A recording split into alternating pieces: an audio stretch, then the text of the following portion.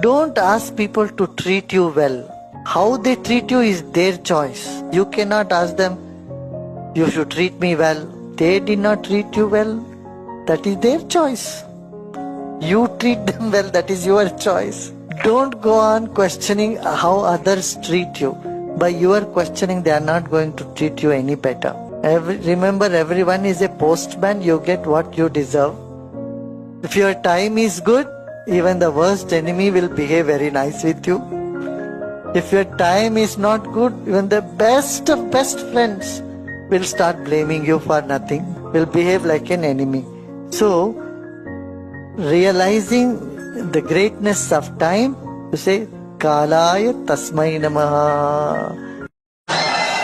நம்மளுடைய உழைப்பால, திறமையால, நம்முடைய புத்திசாலித்தனத்தால, நம்முடைய சாணக்கியத்தனத்தினால, நம்முடைய செயலால நாம வெற்றி அடைஞ்சோம்னு சொன்னா அது ஒரு 10% தாங்க.